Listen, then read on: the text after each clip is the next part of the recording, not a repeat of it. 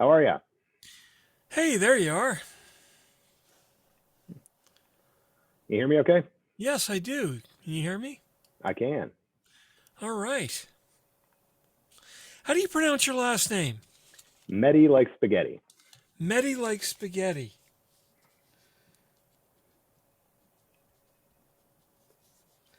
Do you like Steve or Steven?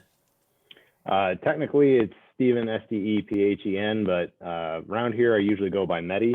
For whatever reason, have for years since before I got into public safety, but yeah, it just makes it a little easier when we have a couple of Steves here. Gotcha. I go by Fletch. I don't even answer to Mark.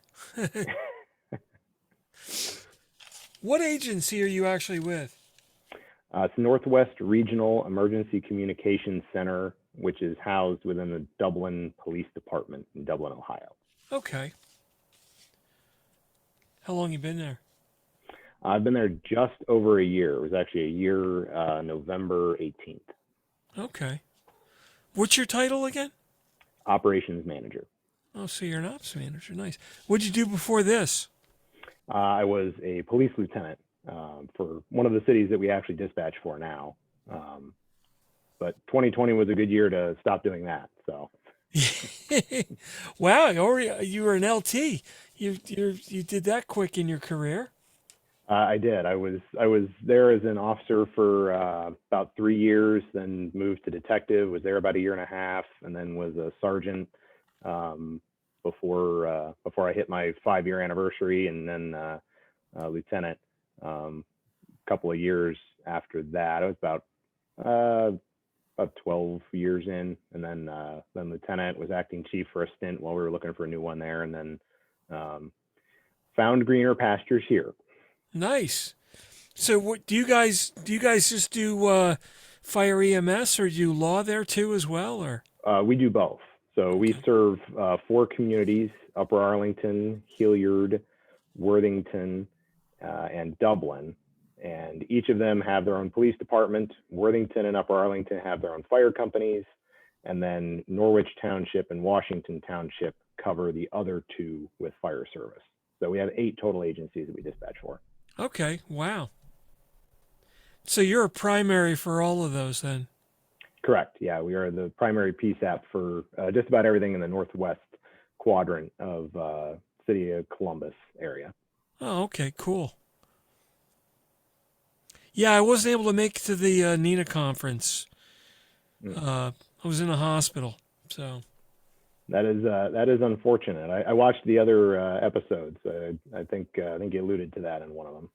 yeah, they actually they actually had me on a 50-inch monitor in my hospital bed, and people would be walking by and glance over. Fletch? It was freaking hilarious, man. So, all right, cool. All right, well, let's get started and see what we got. All right.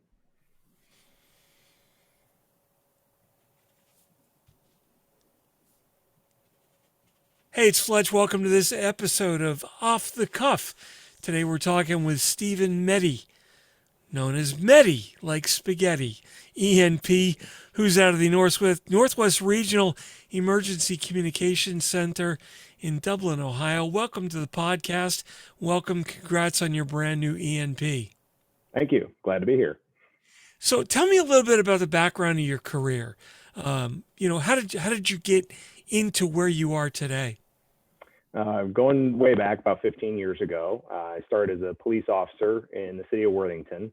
From there, moved to being a detective. A little bit after that, a sergeant. Spent a good deal of time as a first line supervisor there. Was promoted to lieutenant for patrol operations there. About the same time that I got promoted there, Worthington was looking to merge dispatch operations with NREC here. So I actually had a very unique opportunity as the patrol lieutenant there to be handling the transition between the two. And then as that progressed, they were looking for a new operations manager, and I was able to utilize all my skills and abilities that I had developed to transfer over here to NREC. And so I've been here about a year, so about a total of 15 years in public safety. So you did this backwards, right? Most people get in as a dispatcher to get out on the road. I had spent plenty of time on the road. I enjoyed what I did there when I was on the road, and as I moved into supervision and leadership, I really found another niche there that I enjoyed quite a bit. I've been a ham radio operator for over 20 years, so my interest in technology and in communications has always been there. So it fit nicely with law enforcement while I was in that role. But I've definitely found a great home here. Yeah, no, it's amazing. It's I've run into a lot of people in public safety that are also ham operators, as you can see the background there. It's a very interesting hobby. I really enjoy the e-com side of that, and it's really an untapped communications network that is going to pretty much be there in when the smoking hole exists. It's got a lot of survivability, and a lot of people don't really realize that. Yeah, and just the ability to take that knowledge and apply it on a consistent basis to everything that we do here. That was definitely one of the things that helped me when I was studying for the ENP exam, was having some of that background. So what prompted you to go for your ENP? I had attended CMCP at NINA at the Columbus conference, and in talking with some other folks there who had taken their ENP exam, I was actually lucky enough to be in Ty's last class, class 100, and it just really sounded like something that for me would help to broaden my knowledge base for all the parts that are associated with what I do here. And it really was a great opportunity to start applying things as I started studying. There were things that I would, go home, read something in the book of knowledge, and then the next day there'd be something here that'd be like, oh, okay, now I know what that is, and how we can help to progress through that, or at least be better informed with it. Well, consider yourself very lucky to be one of the folks that got trained by Ty. I've known him personally and professionally for a long, long, long time, and sorry to see him go. But he had a great career opportunity in front of him, and he's still in the business and he's still doing good. But consider yourself lucky to be a member of that. Did your agency help you with your ENP? Did they pay for it? Yes, paid for all of the training materials as well as the test itself. Okay. Do you have any other ENPs in your agency? Our director, Jay Somerville, is an ENP. The communication managers that report to me have that on their list of things that they want to accomplish. So we're trying to facilitate that happening as well. And a few of the comm supervisors have also expressed interest in that, as well as our CAD manager. Wow, that's great. So who writes the job specs for your agency? Are you involved in that? I have a hand in that, along with HR and the director. Do you see ENP becoming maybe not a requirement, but a preferred in the job spec? It actually, for the operations manager position, is a preferred criteria, along with some of the APCO registered public safety leader and some of those other higher level courses for the position of operations manager. It is a desired category already. Even the communication managers would probably, when we go through the next round of what we're looking for with that job description, would probably include that if it doesn't have it already. Do you find yourself changing the spec to say it's preferred to get the job, but it's required within 6 months or a year or whatever? I think as we've got most of those kind of things now, I don't know that we have a time limit on it, but it does say that the ability to obtain and hold for any of those different kinds of courses. So there's definitely a value in that striving for learning. And that's one of the things that, again, attracted me to doing the ENP was I'm a lifelong learner. I love to experience new things and understand things to a greater depth. And that certainly pushed me in that direction. So what did you do for studying? I mean, that's the biggest thing. People get really, I think they get too wrapped up into ENP because it's not an easy test. It's not a super hard test. I mean, you're not creating nuclear physics or anything, but it's something you have to study for. And it is complex and it's long and it's complete and it touches a lot of subjects. What are some of the things that you did to grasp all of that knowledge into a couple of hours of sitting down and doing it? Some of the best things that I did was on my 20 or so minute commute, I would listen to the already recorded ENP study groups. So both Tracy's program and Mission Critical Partners listened to all of those episodes, I think almost all of them twice. And then anytime something would come up in there, then I went, okay, I need to know this. I'm not sure that I completely understand it. I'd tag it, and then I'd go back and read through the book of knowledge and would go through even some of the items on Nina's wiki just to make sure that I fully understood the concept of what was going on with it. And through that process of doing that multiple times over, reading through the whole book end to end and taking every practice test I could possibly find to help give me an idea of where my deficiencies might be with that, was able to work through all of those. And like I said, gain a lot of practical knowledge that I was using right off the rip. You know, one of the things that I always like to ask people, when you finished the last question on the test and you went up to hand in your test score, between that time and the time that you found pass or fail, did you think you passed? Did you know you passed? Did you wonder if you passed? I was pretty confident based on the amount of studying that I had done and the depth that I had gained with that I was going to pass the exam.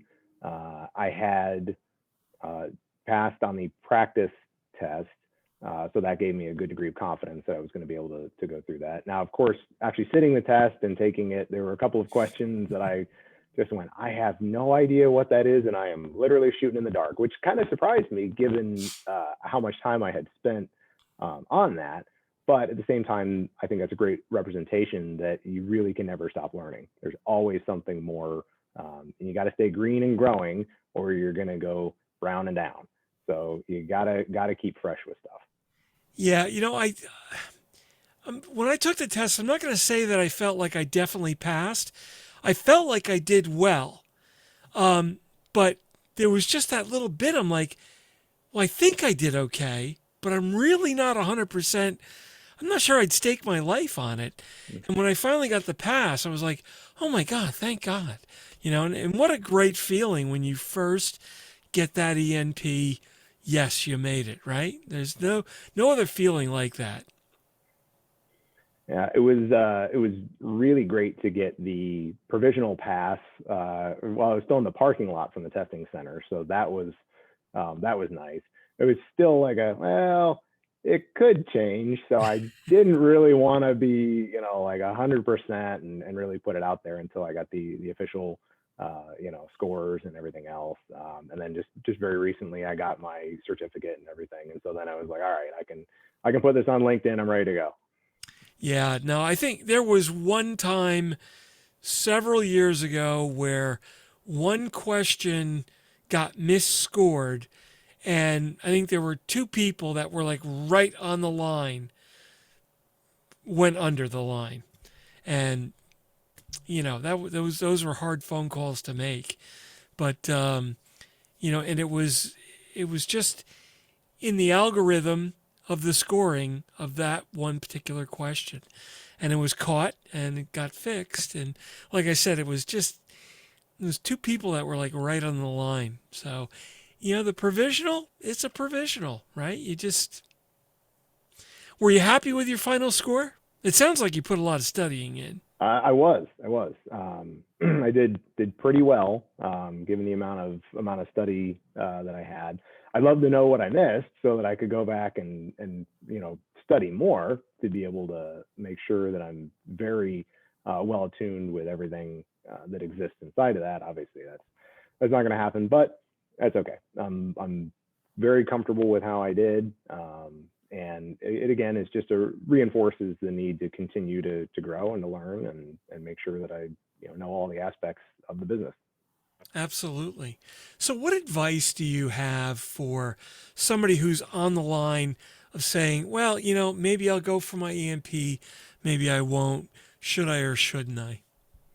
I was at CMCP the last day, and I said, you know what? I'm going to book the next test. No question about it. I'm going to do it, and that is going to force me to make sure that I'm nose to the grindstone. I'm going to get it done. Whatever else is in the way, I will mitigate as best possible. But it's just going to happen. And I think the longer that you stare at the frog, the harder it is to eat. So jump in and do it.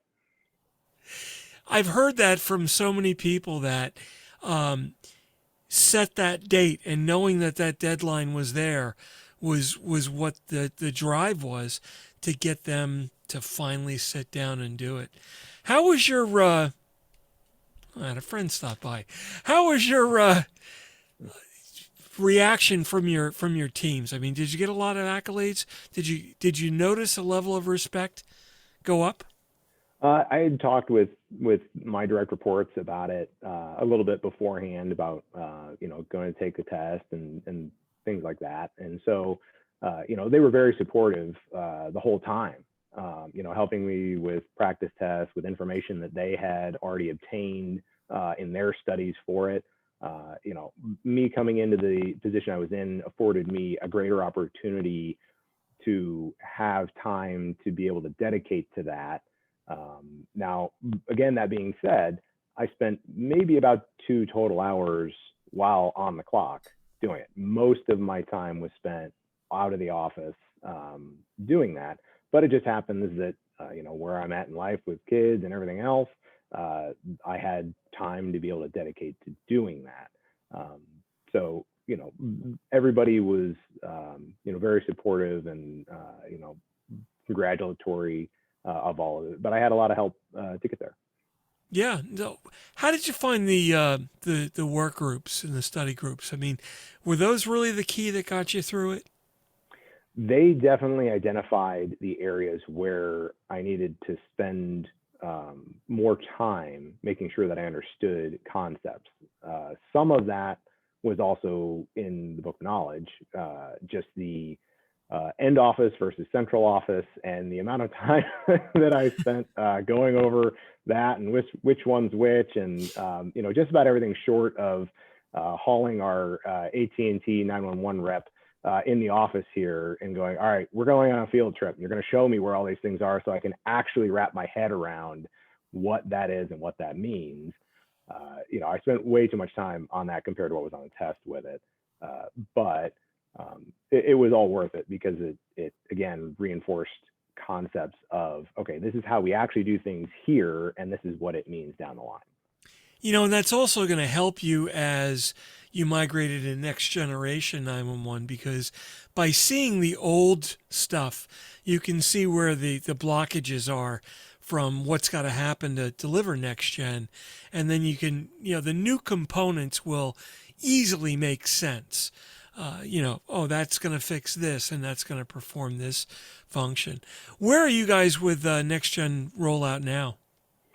We're kind of in this weird middle ground. The state is just getting to the point where they're passing the legislation for an emergency services IP network that'll be run statewide and accessible to PSAPs. Where we are at as NREC, we have a mini version of a EZNet between us, Delaware County, and Westerville Communications, because we all use the same phone system, and we ingest our 911 traffic through analog lines into the digital system, and then the digital system routes those wherever. So in theory, if one of our operators went over to one of those two other locations and logged in with their credentials, they would see the same line appearances that they would see here, and all of those calls could be routed and answered at either of those two other facilities. So we kind of have a little bit of that going on already. We're missing obviously some of the larger components of being able to ship any of those data packages around for things like CAD and other elements that we may get. But we are at least a foot in the door. And like you said, it makes it a lot easier to identify where those hurdles are going to be for us to overcome when we do get to a point where that larger Ohio ESInet exists. Yeah, I think the very first email I ever sent was probably 1987 or so. And, it was a couple of people that I knew could email a couple of people, on the other end. And that was pretty much it. And we all sat and said, what good is this? Because you can't reach anybody. Just anybody, right? And now look at it today. I mean, I've probably gotten 100 emails just in the last couple of hours back and forth. So as the 911 network, as the Next Gen 911 network grows and expands, there will be a day in the future that, you and I will certainly see where I'll be able to sit in New Jersey or sit in Florida or sit in Dublin, Ohio, and have the same appearance that I need to see no matter where I am. And it's all going to be seamless, and we're going to think back on the days of, wait a minute, hold on a second. Analog phone lines, caller ID, what are you kidding me? Yeah, it's the ability for making all of those the separate items work together and then making them universal essentially to get from one place to another would make a huge difference in how we operate, particularly in this region, because having 5 different public safety answering points in this area, we constantly transfer calls. We're always using mutual aid. So the ability to streamline that and reduce the amount of time it takes or phone calls that have to be made and keeping all of that into a digital package will significantly increase our ability to be more effective with the resources that we have. Yeah, I mean, it lets you consolidate training, it lets you consolidate SOPs. It really doesn't matter which agency you're working for. So not only can you move your people to another center and pick up slack for your own agency, you can lend your people out to another agency, when something is going wrong. Or, heck, you don't even have to move, right? You can just change your login and away you go. So, well, that's great. Well, listen, I appreciate you sitting down with us. You got some great study practices under your belt, I can tell you. I'm sure you did quite well on the exam just from what you told me and how you study. Congratulations on your ENP. Congratulations on your long career and a very successful one. Like I said, you kind of did it backwards. Most people will start out on the desk and then hit out to the road. So, but hey, you found what you like, and I'm sure you're doing a great job. So again, thanks for sitting down and joining me. Really do appreciate it. Steve Mette, like spaghetti. ENP. Like spaghetti. Take care, and thanks for what you do, man. Thank you very much. Have a great day. You too. All right, cool.